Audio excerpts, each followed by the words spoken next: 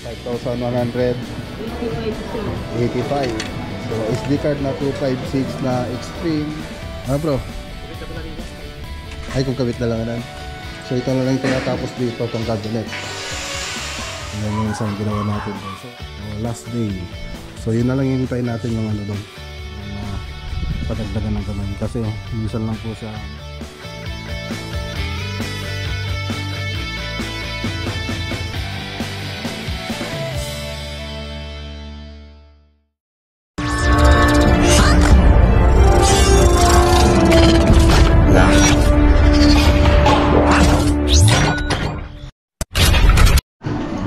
Ayan, pwede na. Okay. Ano, good morning. Ay, good afternoon. Vlogger ka? Hindi. Trip ko lang. Hindi. Ano, pwede na po mga boss yung GoPro natin. Yung SD card ang sira. Ano, shout out. Ma'am, ano yung ano mo? Ano yung pangalan mo, ma'am? Ano na to? Naka-play na to. Ano, okay na. So, dito na yun. Tape ko lang ito. Sige. Tapos bumili na rin tayo ng baterya. Magkano na to, ma'am? Yung Enduro? 2,490. 2,490. Tapos ito yung pinagpalitan natin. 128. Okay na. So, pwede na ulit tayo mag-vlog mga boss. Sir, nagpa-vlog ka nga? Oo nga, ma'am. Ayun, no. Shout out. Anong pangalan mo, ma'am? Ayun, naka-ano na ako. Naka-record na to. Sir naman eh. Hindi kayo niniwala. Naka-record ako. Ayun. Ayan o, si Halo. Hindi ko alam yung mga pangalan. Extraordinary. Si Grand Video Okay. Ayan. Tapos pagkano na yung binayaran natin? 5,185. Ayan, 5,185. 85, sir. So SD card na 256 na Extreme. Tapos Enduro na battery. Sir, yung battery, ay yung bigay ko dito. Andiyan na ba yun, ano? Okay. Thank you, sir. Ingat Okay. po. Sige, ma'am. Ano, may babati ka ba, ma'am? Wala. Ayan, pakita kayo, ano? Sticker. Sir, gusto mo mag-subscribe sa ako sa'yo? Okay na yung ano. Oo, sige. Ayan, oh, bibigay ako. Ay, sige, sir. Pakibigyan sila, madam. Ay, sige po, sir. Ah, nag-iwan ka na ng ganito dati dito, sir. Oo, di ako yun. Ako yung bumili sa'yo. Oo nga, sir. Babay pa, ingat po. Oo. Ayan, pakibigay na lang kila, ma'am, no? Sige, sir. Thank you. Okay, salamat. Oh, ma'am. Ay, may sticker na kayo doon. Oh, ayan. Anong pangalan mo, ma'am? Grand Video Okay. Anong pangalan mo? Ayun, Erica.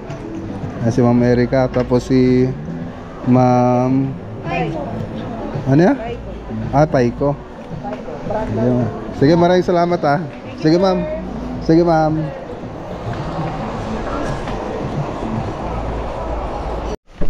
Okay, dito na po tayo. Camellia Project. Ayan, tapos na. Tapos na tong project natin dito mga boss. Ayan, ang ganda na. Bagong pintura na lahat. Pati ceiling, ay pati spandrel, polycarbonate, okay na. Bro? Kabit na pa lagi ko? Ay, kung kabit na lang yan. Yung kabit na lang yung ano, hindi pa tapos mga boss. Kinakabit na po nila ngayon. Okay, so lahat ng labas na pinturaan na po natin. So ano lang po natin, ginaya lang po natin dito sa ano, model dito sa Camellia.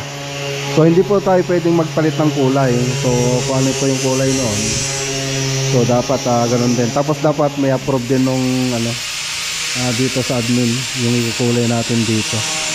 Kaya kung ano nakikita yung kulay dito, yan po yung mga inapprovean doon sa admin dito sa Camellia. So puro ano lang po to, pinatimpla po natin. Yung iba tayo na po nagtimpla. Tapos dito acrylic yung pinintura natin tile red yung kulay niya. Sa Davis po yun. Pinangano natin dito sa flooring. So in-stamp lang po siya tapos pininturahan natin. So maganda naman yung kinalabasan niya, tile red. So punta po tayo sa taas. So dito muna pala. So tubular lang po ito mga boss. So dinamihan na lang po namin. May design na rin. So naka metal frame po lahat itong pavilion. Tapos dito hard deflex po ito. Tapos doon dito sa may gitna, ano po yan, PVC ceiling, Nara po yung model niya. Kinuha natin kay RM Bundal yan. Okay. Tapos ito flat bar lang, tapos tubular. Tapos dun sa baba na ito ay yung CR.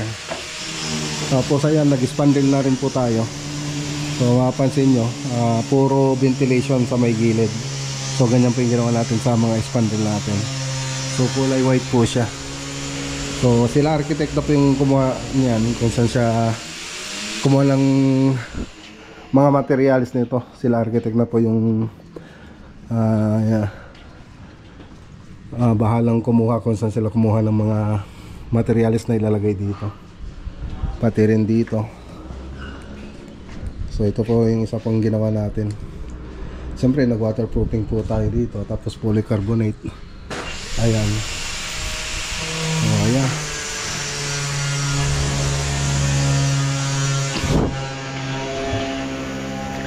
Dito tingnan nga natin dito, ay sarado. Punta tayo dun sa ano.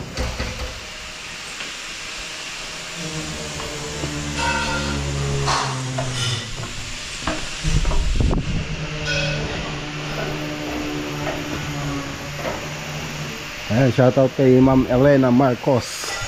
Siya pa yung may-ari ng bahay. Tapos ito po yung sa may baba ng hagdan. So may CR po tayong maliit. Ayan. Ang linis ka lang, okay na.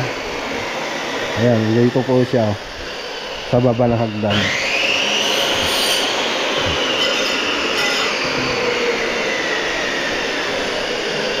Tapos pati itong mga mga bakod natin, pininturan din po natin yan. So pasok tayo dito sa loob. So ito na lang tinatapos dito, itong cabinet. Okay. So aluminum na po yung nilagay natin dito. So madalang lang po kasi na may tumitira rito, kaya nag-decide kami na aluminum. Pakipatay nga muna yung yung sounds mo. Pakipatay mo, makaka-copyright ako. Okay. Okay na. Tapos na? Okay na? Pwede na. Pwede yung isa na to. Kanino ka? Ay, kay Tomas pala. Kay pinsan ko. Kay George.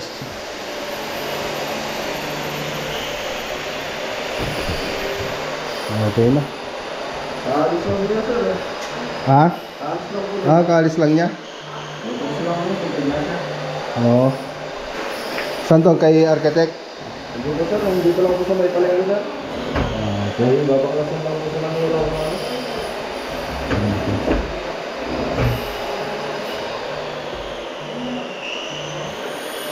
Okay. So dito may kwarto dati dito.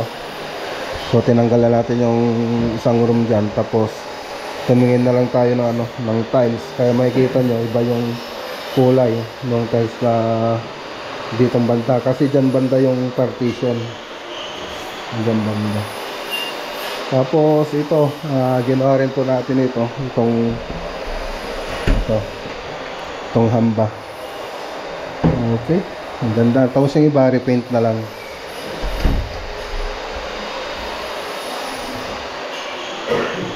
Ayan, pininturan na rin po natin yung iba. Kasi ito yung dirty kitchen. So ito yung ginagawa natin nung last na pumunta tayo. Okay na. So ano to? Inside gutter, kaya po ganyan po yan. Binalutan na lang po namin ng Hardiplex. Tapos concrete counter, tapos aluminum ulit yung nilagay nating cabinet.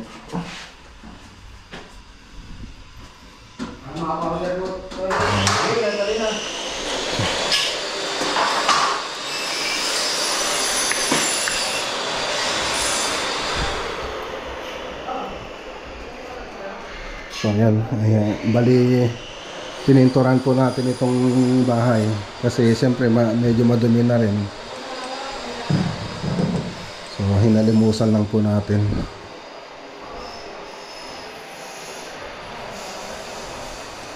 Okay, ayos. So pwede na rin tumira rito. So pati ito ilalagay natin. So PVC kasi yung dating ano nito, hambal niya.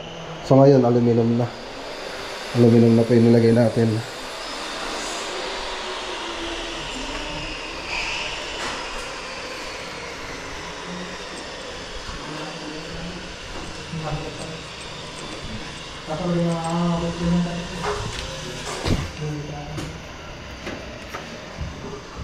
Oh, ay.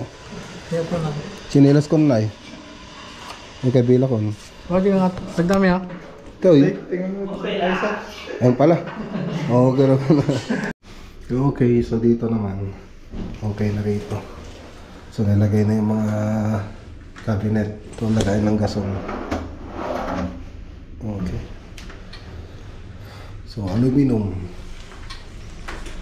So kaya aluminum yung nilagay namin dito kasi madalang lang may tao dito. Kaya hindi modular yung nilagay natin. So pag modular kasi siyempre pag walang tao binabahayan ng anay. So kaya ganito yung ginawa natin. So yan lang na yung last na na ginawa nila rito. Tapos doon sa ano nilalagay dito? Yung step ng Yung precast. Precast. Step. Pupunta doon sa kitchen So dito di-deliver na lang yun. Tapos siyempre ipapatong na lang dyan. Yun na lang yung dito ang kulang. Tapos dito sa may dirty kitchen, ito yung daanan niya. So ayan, nandyan na rin yung susi. Okay. So ayan, napinturan na rin dito. So repaint lang po yung ginawa natin dito mga boss. Okay, so kung gusto nyo makita yung dating itsura na ito, makikita nyo po dun sa part 1 ng video natin, Camellia Project. So dun nyo po makikita. So dati wala po ito. Pati ito, wala rin po yan. So dati ito, bakanting lote ito. Ayan, wala yan. Tapos yung dun sa may loob, yung partition, inalis po natin. Yan yung partition dun. May partition kasi dati dito. Inalis natin. Tapos meron namang counter dito, kaya lang pinalitan natin yung countertop nya. Tapos naglagay tayo ng tiles. Tapos cabinet, aluminum. Tapos yung isa pa doon sa may kusina. Ayan yung isang ginawa natin doon. So wala dati yun. Yun yung additional na ginawa natin. Tapos dito sa labas, dito pinalitan natin yung kisame rito. Tapos itiras natin yung roofing. Kasi kulang kasi yung niya, yung slanting niya. So bumabahay yung nagbabahay yung tubig. Bumabalik dun sa may wall. Tapos isa pa napansin namin dito, dugto-dugtong lang po yung ginamit na long span. Kaya gano'n. So ngayon okay na. Tapos isa pa, ito sa may second floor, sa may roof deck natin. So nilagyan natin ng polycarbonate na roof. So tubular tapos polycarbonate, tapos nag waterproofing din po tayo rito, tapos nag tiles po tayo. Tapos spandrel. So pinalitan po natin yung dating kisame niya, kasi yung dating kisame niyan lang, Hardiplex. So ngayon spandrel na pinilagyan natin, tapos punong-puno siya ng ventilation. Yun po yung ginawa natin dyan. Tapos pintura rin dito sa may labas, sa may bakod, loob at labas ng bahay. Tapos yung sa mga CR, doon sa kwarto, pinalitan natin yung mga hamba niya. Tapos dinamay na rin natin yung pintuan. So hindi naman nakasali yung pintuan dito sa usapan namin, pero nilagyan na po namin. Tapos ganito rin dito. So kung ano yung roofing doon, ganun din po ginamit natin roofing dito sa may pavilion. So naglagay rin tayo ng spandrel. Tapos combination ng spandrel, tapos hardiplex, tapos PVC ceiling panel. So yan po yung mga ginawa natin. Okay. Ayos. So nasa part 1 ng video po natin yung dating itsura nito. Tapos lalagay ko na rin dito sa last video natin yung mga picture nito mga boss. Okay. Tapos isa pa pala na ginawa natin dito, itong hagdanan papunta dun sa roof deck. Ayan. So yan, tubular lang po siya, tapos flat bar, tapos yung iba angle bar. So yun lang pa yung hagdanan natin, simpleng hagdanan. Tapos siyempre mga spandrel. So pati dito sa main house, tapos dito, pati dito naka spandrel po yan. So ayun lang po yung mga ginawa natin dito. So baka may nakalimutan pa ako, ano pa ba yung ibang ginawa nito. Ayan, pati itong bakod, natin, pininturahan natin. So bagong pintura na po lahat yan, loob at labas. Tapos mga ilaw. Okay. Ayos. So linis-linis na lang po kami rito. So last day. So yun na lang hintay natin yung doon, yung precast na step papuntang dirty kitchen. So mag-alas 5 na rin. So linis-linis lang po sila doon, tapos konting retouch sa pintura. Pwede na tayong umalis pagkatapos. Tingnan natin ulit dito sa labas.